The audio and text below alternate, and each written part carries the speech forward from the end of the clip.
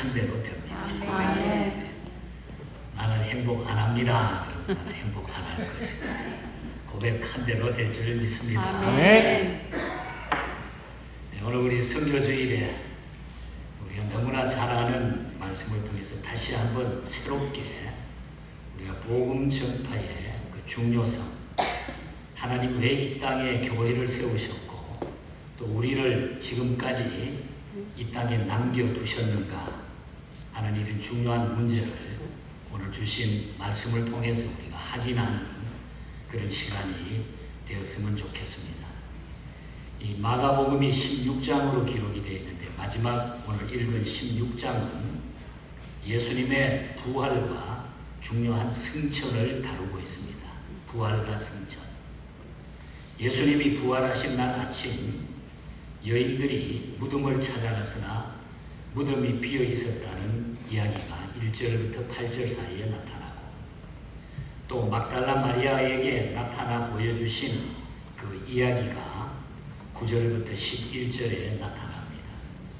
그리고 그 후에 제자들에게 부활하셔 나타나신 그 이야기가 이 12절부터 18절까지 그리고 마지막 우리 주님이 부활하셔서 40일 동안 계시다가 승천하신 기사가 마지막 부분에 나타나고 있는 것입니다. 부활 사건을 둘러싸고 일어난 반응은 당시에 여러 가지가 있었습니다. 여자들은 심히 놀라면서 떨면서 도망하며 무서워가지고 아무에게도 아무 말도 못했다고 그런 반응이 나타납니다. 8절에 보면 또 제자들은 다시 살아나셨다는 것을 듣고도 믿지 못했다 하는 이야기가 11절에 나타납니다. 또 다른 제자들 역시 믿지 않았다 하는 것도 13절에 나타납니다. 그리고 14절을 보면은 예수께서 저희에게 나타나사 저희의 믿음 없는 것과 마음이 완악한 것을 꾸짖으시니 이는 자기가 살아난 것을 본 자들의 말을 믿지 아니함이로라.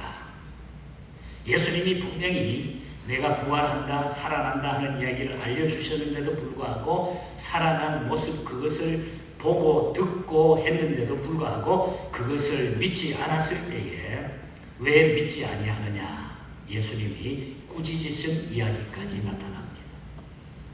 왜 예수님의 부활을 의심했을까요? 죽은 자가 다시 살아난다는 것은 불가능한 일이었기 때문입니다. 그때나 지금이나 병든 사람이 고침받는 경우는 있을 수 있습니다. 그러나 죽은 사람이 다시 살아나는 것은 불가능한 일이었습니다. 더군다나 죽은 지 사흘이 지난 시체가 다시 살아난다는 것은 있을 수 없는 일입니다. 뭐 잠깐 동안 꿈틀거리다가 뭐 이렇게 지나갔다면 모르지만은 시체가 없어지고 완전 부활하신 모습으로 그 예수님이 다시 육신을 입으시고 보여주셨는데도 불구하고 그러니까 그것을 믿을 수가 없었다는 것입니다. 아마 우리가 그때 있어도 우리도 의심했을 것입니다. 그래서 그들은 부활을 의심할 수밖에 없었습니다. 주님은 내가 사흘 만에 다시 살아나리라 여러 차례 말씀하셨습니다. 그 말씀을 듣는 사람들은 비유이거나 상징적인 말일 것으로 생각을 했습니다. 말씀 그대로 믿지 못한 것입니다. 마태복음 28장 6절을 보면 그가 여기 계시지 않고 그의 말씀하신 대로 살아나셨느니라. 아멘. 믿음이 없으면 예수님의 부활이 안 보이는 것입니다. 영원한 나라도 안 보이고 하나님의 존재도 믿지 못하는 것입니다. 믿음이 없이는 아무것도 볼 수가 없고 아무것도 믿지 못한다. 아마 이 자리에 앉아 계시는 분들 가운데서도 혹 거기에 대한 의심이 가면 내 믿음이 문제가 있다는 것을 우리가 스스로 인정해야 됩니다. 믿음의 눈, 영혼의 눈이 어두우면 신령한 것은 아무것도 보이지 않습니다. 그리고 신령한 세계를 보지 못하면 마음이 강팍해진다고 그랬어요. 성경에 보면. 그래서 마가복음 16장 오늘 14절을 보면 저희의 믿음 없는 것과 마음이 완악한 것을 꾸짖으셨다. 믿음이 없으면 마음이 완악해진다. 사람이 먹고 사는 식량 혹은 식물들을 우리가 대부분이 보면은 우리가 잘 키워서 먹을 수 있는 뭐 쌀이라든지 또 밀이라든지 보면은 딱 거기에서 올라와 가지고 나중에 이삭이 올라와 가지고 잘 여물게 되면은 그것이 고개를 쫙 숙입니다. 익을수록 고개를 숙인다고 하는 말이 거기에서 나옵니다. 뻣뻣하게 들고 뻣뻣하게 있는 식물들은 대부분이 보면은 아주 특별한 그런 경우인 것입니다. 여러분, 교만하다고 하는 의미인 것입니다. 열매가 맺고 이삭이 나와서 열매가 맺긴 고개가 숙일수록 겸손하지만 뻣뻣해질수록 교만하다고 하는 것입니다. 믿음이 없다는 것과 교만하다고 하는 것은 비례합니다. 믿음이 없으면 마음이 완악해지고 태도가 교만해진다는 것입니다. 승천하시기 전에 주님이 제자들에게 주신 명령이 오늘 본문에 나와 있습니다. 너희는 온 천하에 다니며 만민에게 복음을 전파하라. 또 같은 계열의 말씀인 마태복음 28장 19절에 보면 너희는 가서 모든 족속으로 제자를 삼아 아버지와 아들과 성령의 이름으로 세례를 주고, 또 누가가 쓴 우리가 잘 아는 사도행전 1장 8절에도 보면 오직 성령이 너희에게 이르시면 너희가 권능을 받고 예루살렘과 온 유다와 사마리아 땅끝까지 이르러 내 증인이 되리라. 이 세 구절 모두는 예수님이 부활하셔서 승천하시기 전에 우리에게 던져주신 중요한 메시지입니다. 이 세 구절 모두가 전도하라고 하는 당부하는 명령입니다. 복음을 전하라고 하는 명령입니다.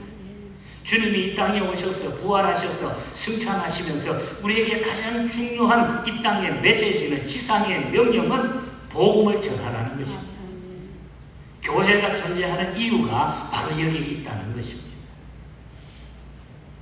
그래서 오늘은 15절에서 주시는 이 말씀을 차례대로 한번 짚어보겠습니다. 먼저 온 천하에 다니며 복음을 전하. 온 천하에 다니며.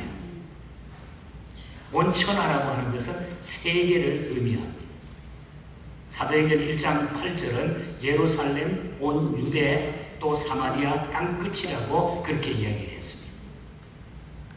우리가 역사를 좀 살펴보면은 태양이 지구를 중심으로 움직이고 돈다는 그런 학설을 주장했을 천동설이라고 하는 것이 있습니다. 태양이 지구를 중심으로 움직인다. 천동설. 이것이 당시에 천주교라든지 곳곳에서 이것을 고집을 했습니다. 그래서 이것을 반대하는 사람은 잡아서 죽이기도 했어요. 천동설. 이 천동설은 15세기 코페르니쿠스의 지동설이 나타나기 전까지 절대적인 진리로 부각을 해 있었습니다. 1400년을 군림해왔던 그런 이야기입니다.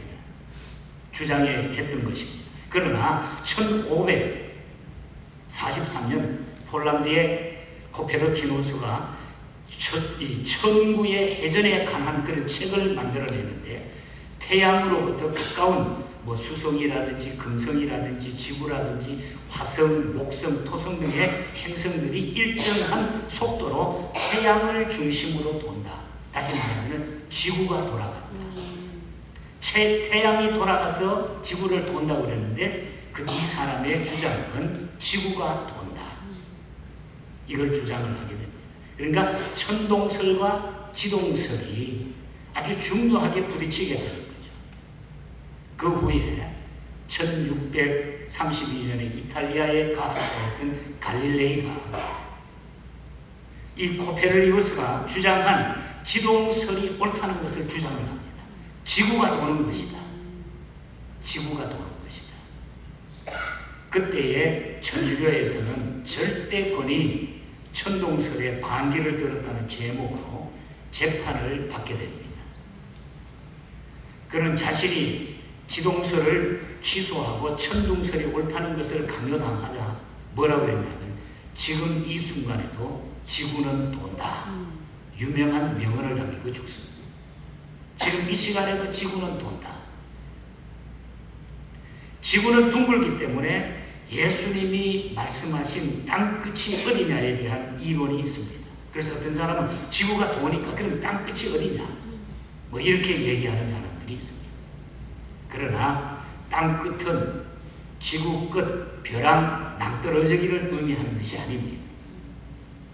땅끝은 복음이 출발했던 원점을 이야기하고 있다는 것입니다. 그러니까 이 복음이 전 세계를 돌고 돌아서 떠났던 곳에 이르는 것을 의미하고 있다는 것이죠. 2000년 전 복음이 예루살렘을 떠납니다. 소아시아를 거쳐가지고 로마로 건너가게 됩니다. 로마에서 유럽으로 건너가게 됩니다. 유럽에서 여러 나라가 있었지만 영국에서 이 복음이 꽃을 피기 시작했고 그 복음은 청교도들과 함께 미국에 상륙을 하게 됩니다. 북미에. 그리고 청교도들은 기독교 정신으로 미국을 세우고 학교를 세우고 놀라운 일을 이 역사에 이 미국이 감당하게 됩니다.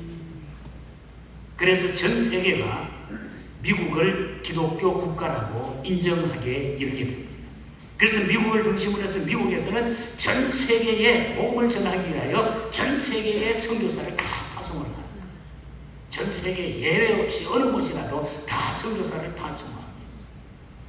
심지어 중국까지, 심지어 아프리카까지, 곳곳에 남미까지 곳곳에 이 미국이 앞장서가지고 선교사를 파송했습니다. 우리나라에 기독교 복음을 들고 온 사람들 역시 미국 선교사들이었습니다. 그들은 한국에 와서 교회를 세우고 학교와 병원을 세웠습니다. 숭실대학, 연세대학, 이하여대, 한남대학, 계명대학 등 세브란스 또한 제중원 병원, 예수병원 등 엄청나게 많은 일들을 한국 땅에 와서 그들은 했습니다. 그것을 통해서 복음을 전했습니다. 땅 끝까지 세상 끝까지 가라는 명령에 순종을 한 것입니다. 계속적으로. 그런데 저는 요즘 이 미국에 와서 살면서 이 미국을 바라보면서 미국의 경우를 보면 기독교 국가로서의 정체성이 흔들리는 것을 볼 때에 너무너무 가슴이 아픕니다. 이 나라가 왜 이렇게 되는가? 아마 오바마 대통령 때 혐오 방지법이라고 하는 법을 통과시켰죠. 이렇게 설명을 하면 대단히 좋은 이야기 같아요. 미국 상하원을 다 통과시켰습니다. 그때 민주당이 12년 동안 회기마다 상정한 법인데 오바마 대통령이 되면서 그때의 이 법을 통과시키죠.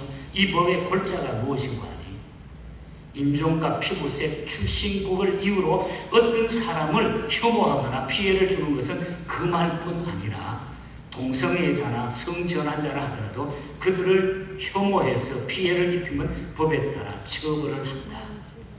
이야기 들으면 참 좋잖아요. 모든 사람을 보호하고 모든 사람에게 사랑을 베풀자. 근데 문제는 예수 믿는 하나님의 백성들이 예를 들어 목사가 설교 시간에 성경을 인용해서 동성애를 죄라고 교회들 앞에서 설교하면 혐오 방지법에 위반이 되어가지고 처벌을 받을 수 있다고 하는 결정입니다. 레위기 20장 13절을 보면 누구든지 여인과 동침하듯 남자와 동침하면 둘 다 죽일지니 그들이 가증한 일을 행하였습니다. 이런 설교를 하게 되면 재판받고 감옥에 들어가라는, 물론 그 후에 우리 기독교 교단에서는 교단마다 또 여기에 자유의 법을 만들고 대항했기 때문에 지금 이 설교를 한다고 해서 제가 감옥 가지는 않습니다. 저도 이 말을 할 수 있는 자유가 있기 때문에 지난주 토요일에 한국의 토요일날 한국의 이 법을 통과시키기 위해서 그냥 서울시가 난리를 벌입니다. 그래서 예수 믿는 기독교인들이, 뜻이 있는 목사님들이 서울에 모여가지고 이 방지법에 대해 가지고 반대 집회를 열었습니다. 제 친구 목사님도 토요일 날 주일 준비에 바쁜데 대구에서 올라와가지고 대표 기도를 하면서 이거 있을 수가 없는 일이다. 우리가 이래가지고 어떻게 교인들에게 성경을 바로 가르칠 수 있나? 이거는 아니다. 마지막 때 일어나는 일들. 기독교 국가들이 예수 믿는 사람들이 많은 곳곳에 오늘 마귀 사탄은 이렇게 해가지고 이 복음을 받기 위해서 별별 일들을 다 저지르고 있다는 거죠. 오바마 대통령이 이 법을 통과시킨 후에 몇 년 전에 펜실베니아주에 있는 교인들이 동성애를 반대하는 표말을 들고 평화롭게 찬송을 부르면서 시위하다가 주법을 위반했다는 제목으로 11명이 재판을 받은 일이 있었습니다.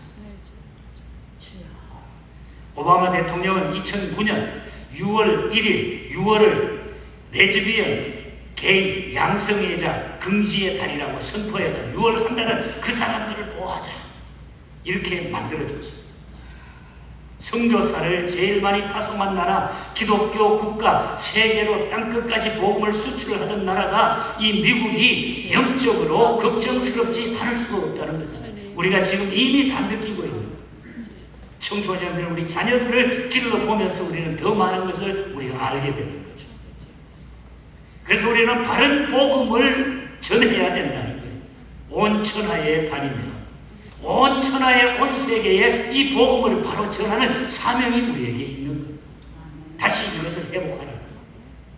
이 바른 복음을 전하기 위해서 우리가 회복하라는 거예요. 오늘 이슬람 사원이 곳곳에 세워집니다. 유럽의 이야기를 들어봐요. 요즘 영국 이야기를 들어보면 전부 그 포화롭고 멋있었던 그 예배당들이 다 이제는 어떤 술집으로 변하고 이슬람 사원으로 변해가고 안타까운 일들이 곳곳에 벌어지고 있다. 심각한 문제가 아닐 수가 없습니다. 우리는 이 복음 전하는 것을 다시 회복해야 돼요. 온 천하. 그리고 만민에게라고 했어요. 온 천하에 다니며 만민에게 온 천하에 다니며 만민에게. 마태복음 28장 19절에서 모든 족속이라고 하는 말을 썼습니다. 만민이라는 원어의 뜻은 모든 피조물이라고 하는 뜻을 내포하고 있어요. 모든 피조물. 지음받은 피조물 모든 인간을 의미하고 있는 것입니다. 모든 족속이란 혈통, 피부, 종족을 포함한 이 땅에 살고 있는 모든 인간을 의미하고 있는 것이죠. 복음은 뛰어넘고 초월하는 능력이 있습니다. 국경도 인종도 없습니다. 공산권도 해교권도 불교권도 아프리카, 남미, 아시아, 중동 어느 곳이나 복음은 들어가게 되어 있어요. 아멘. 그리고 들어갔습니다. 피부 색깔, 언어 상관하지 않습니다. 만민을 위한 복음이기 때문에 이 복음은 만민에게 들어가고 있는 거예요. 누구를 통해서도 하나님은 그것을 들어가게 만들었다. 우리 일본을 볼까? 일본은 잡신이 귀신이 800만이라고 해요. 800만까지 엄청난 귀신을 많이 섬기는 나라. 그런데 그 나라에도 복음이 들어갔습니다.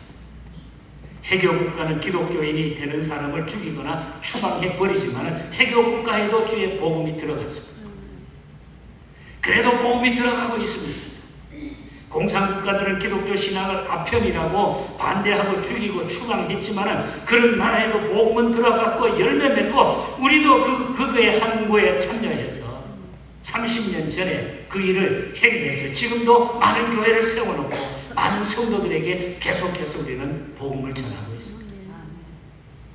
그래서 일본 같은 나라는 기독교가 처음 들어갈 때에 선교의 대상을 상류층으로 정했습니다.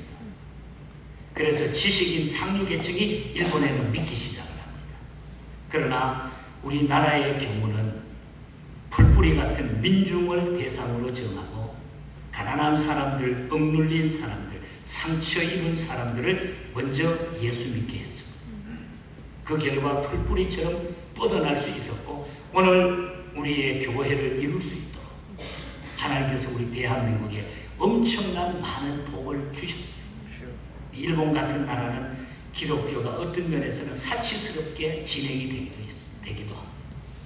물론 잘 믿는 사람은 일당백, 일당천을 감당하고 있지만 그러나 우리 한국에는 이 복음이 들어왔어. 제가 태어난 제 고향 교회도 120년의 역사가 넘습니다. 엄청난 놀라운 일들이 벌어졌습니다. 그래서 우리는 온 천하에 다니며 만민에게 복음을 전해야 된다. 이것이 주님이 우리에게 승천하시면서 부활하셔서 제일 중요한 메시지로 우리에게 주신 약속의 메시지. 명령이에요. 명령. 명령은 해도 되고 안 해도 되는 게 아니에요. 반드시 해야 된다. 명령. 그리고 복음을 전파하라는 말씀입니다. 마지막 복음을 전파하라. 전파하라는 것은 알리라, 말하라, 외치라는 뜻을 가지고 있어요. 에스겔 33장을 보면은 파수꾼의 이야기가 나옵니다. 높은 망대에 올라가 가지고 적군의 동태를 다 살피는 것이 파수꾼입니다. 적군이 쳐들어오는 것을 발견하자마자 나팔을 불고 소리를 지르고 봉화를 들어가지고 불도 붙여가지고 그 침공을 막 알려줍니다. 저쪽으로. 그런데 성 안에 있는 사람들은 별것 아닌 일로 여기고 여전히 놀고 먹고 마시고 있다가 적의 침략으로 성이 불타고 백성은 죽고 끌려가는 참상이 벌어졌습니다. 알려줬는데도 불구하고. 하지만 파수꾼은 책임이 없다는 것입니다. 그렇게 했을 때 파수꾼은 책임이 없다. 자기의 책임인 외치고 소리치고 알리는 일을 다 했기 때문이다. 적군의 침략 동태를 파악했음에도 불구하고 알리지도 않고 알고 있지도 않고 내가 알리지도 않고 다른 사람이 알겠지라고 하면서 파수꾼이 딴짓을 하고 있는 사이에 적이 성을 불태우고 사람을 죽이고 포로로 잡아가는 비극을 겪게 됐다고 하면은 그 핏값은 파수꾼이 져야 된다. 알리지 않았을 때. 알렸을 때는 파수꾼의 책임이 없지만은 알렸을 때는 파수꾼은 괜찮다. 에스겔 33장 6절을 보면은 그 죄를 파수꾼의 손에서 찾으리라. 8절에서는 내가 그 피를 내 손에서 찾으리라. 내가 예수의 복음을 그 사람에게 전했는데도 그 사람이 거부하거나 외면했다고 하면, 그래서 그 사람이 구원받지 못했다고 하면 나는 그 책임을 질 필요가 없어요. 내가 알려줬는데도 불구하고. 그러나 내가 그 사람에게 예수님을 전하지 않았기 때문에 그 사람이 구원받지 못하고 지옥 가게 됐다고 하면 그 죄에 대한 책임은 내가 져야 된다는 거예요. 그 죄에 대한 책임은 내가 져야 된다. 신앙은 자유라고 하는 말이 있습니다. 우리 그런 말 많이 쓰지 않아요. 신앙은 자유다. 저는 그 말을 개인적으로 좋아하지 않습니다. 자유란 인간이 누리는 고귀한 권리이긴 합니다만 그렇다고 제멋대로 저 하고 싶은 대로 하는 것이 자유는 아닙니다. 어떤 부모가 자식에게 내 멋대로 해라. 그런 사람이 있습니까? 공부도 하고 싶은 건 하고 하기 싫으면 그만둬. 술도 먹고 싶으면 멋대로 해라. 마약도 너 하고픈 대로 해라. 대학 들어가고 싶으면 공부하고 하기 싫으면 그냥 간둬라. 이 세상에 그런 부모는 없습니다. 그건 포기했을 때나 하는 말이에요. 내가 포기했을 때나 하는 말이죠. 어떻게 신앙이 자유입니까, 여러분? 믿고 싶으면 믿고 싫으면 관둬라. 교회 가고 싶으면 가고 가기 싫으면 가지 마라. 만일 그렇게 된다고 하면은 그 영혼이 어떻게 될 것이며 그 영혼이 지옥 갔을 때에 나는 어떻게 그 핏값을 내가 책임져야 되겠다. 내가 예수 믿는다고 하면, 내가 영원한 이 삶을 알고 있다고 하면, 내가 구원받은 하나님의 백성으로 우리가 영혼을 포기하지 않고 우리 앞에 놓여있는 영원한 세계가 있다고 하면은 내가 어찌 그냥 있으리냐 그 말이에요. 그래서 우리 예수님은 마지막 승천하시면서 내가 너에게 분부한 이 말씀을 지켜라. 복음을 전파하라. 온 천하에 다니면서 온 족속에게 이 복음을 전파하라. 여러분 절대로 포기하지 마시기 바랍니다. 아멘. 내가 작정한 사람들을 위해서 이름을 부르며 기도하시기 바랍니다. 아멘. 아버지를 떠나고 집을 나간 아들이 있었습니다. 그러나 그 아버지는 아들을 포기하지 않고 기다렸어요. 아들이 돌아오게 됩니다. 동전을 잃어버린 여인이 있습니다. 등불을 들고 집안을 쓰고 청소하면서 찾았습니다. 이 심정이 하나님의 심정이라고 그랬습니다. 하나님의 말씀 안에 포기라고 하는 구절은 없습니다. 온 천하에 다니며 만민에게 복음을 전파하라. 아멘. 온 천하에 다니면서 만민에게 복음을 전파하라. 아멘.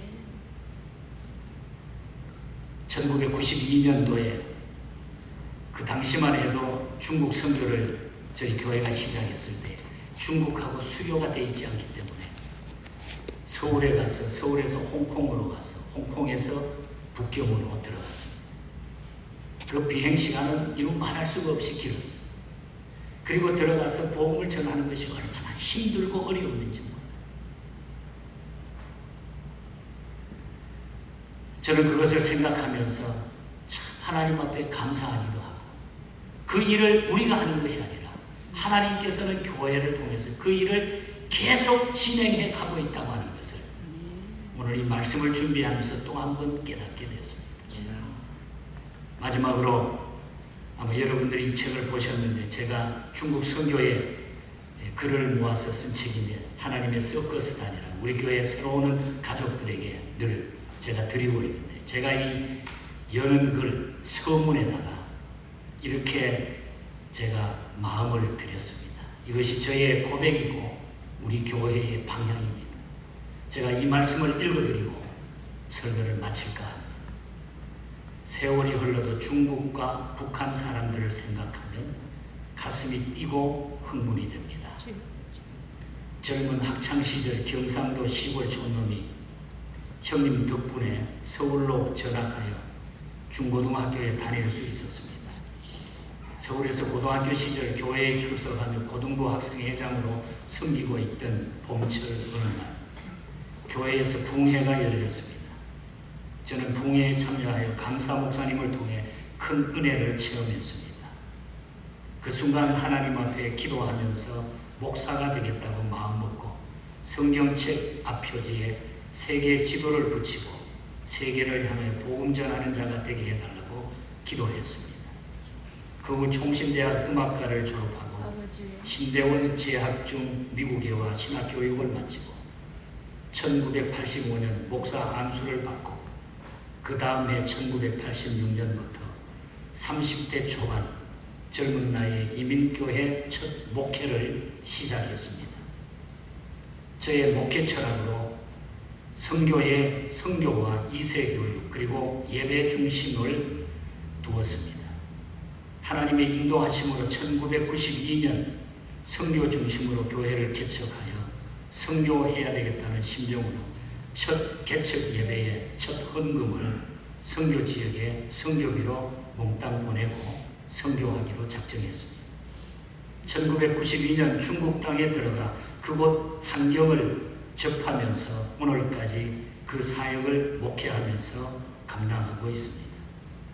30년 긴 시간이 흘러가도 아직 내 마음속에는 중국과 북한 사람들을 생각하면 가슴이 뛰고 흥분이 됩니다. 변함없이 복음의 열정을 주신 하나님께 감사할 뿐입니다. 이렇게 지금까지 중국과 북한 선교를 감당하면서 어려움이 없다고 하면 그것은 거짓말일 것입니다. 수년 동안 수많은 교우들이 함께 해주시고 선교비가 부족할 때는 하나님께서 그 누구를 통해서 물질을 허락하시고 선교지에게 공안원에게 잡혀갈 때 등 다 표현할 수 없는 많은 일들이 있었습니다. 그러나 이 모든 일들은 하나님이 함께 하신다는 응답으로 늘 믿고 있습니다. 이 땅에 교회가 존재하는 이유, 생명을 아직까지 연장하여 이 땅에 저를 남겨놓으신 이유, 분명 주님의 복음을 위하여 하나님께 영광을 돌려드리기 위함이라는 것을 저는 확실히 믿습니다. 저는 생명 다하는 그날까지 부족하지만 이 길을 달려갈 것입니다. 아멘. 여러분, 하나님께서 예수님께서 이 땅에 오셔서 복음을 전하고 마지막까지 이 일을 감당하라고 교회를 주시고 우리를 여기까지 오게 하셨습니다. 알렘 목사님이 작시한 찬송가 268장 전하고 기도해 매일 증인되리라. 세상 모든 사람들 듣고 그 사람 알도록. 사도행전 5장 42절에는 저희가 날마다 성전에 있든지 집에 있든지 예수는 그리스도라 가르치기와 전도하기를 쉬지 아니하리라. 쉬지 아니하리라. 온 세상 위하여 나 복음 전하니 만 백성 모두 나와서 주 말씀 들으라. 죄 중에 빠져서 헤매는 자들아, 주님의 음성 곧 듣고 너 구원 받으라. 전하고 기도해 매일 증인 되리라. 세상 모든 사람들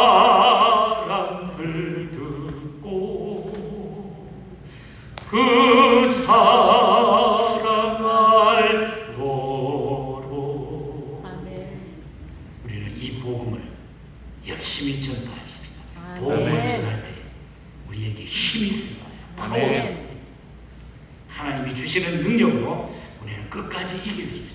복음 전하기 위해 기도하십시오. 건강을 주실 줄 믿습니다. 환경을 주실 줄 믿습니다. 할 수 있는 일을 감당할 수 있도록 물질의 축복도 우리에게 주실 줄 믿습니다.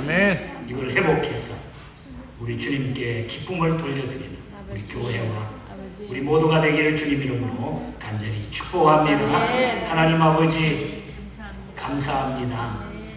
오늘 또 우리 예수님께서 이 땅에 오셔서 십자가 지시고 부활하신 후에 이 땅에 많은 사람들에게 보여주시고 제자들에게 특별히 향해서 들려주신 복음을 전하라는 마지막 이 메시지를 저희들이 명령으로 들으면서 다시 이것을 회복하여 우리도 이 땅 위에 살아가는 동안에 이 복음의 메시지를 외치기를 원하오니 우리의 마음속에 결심 주시옵소서. 교회가 이 일을 잘 감당케 하여 주시옵소서. 우리 스스로가 이 일에 우리의 모든 삶에 모든 믿음의 초점을 맞추게 하여 주시옵소서. 거룩하신 예수님 이름으로 기도하옵나이다. 아멘. 기립하셔서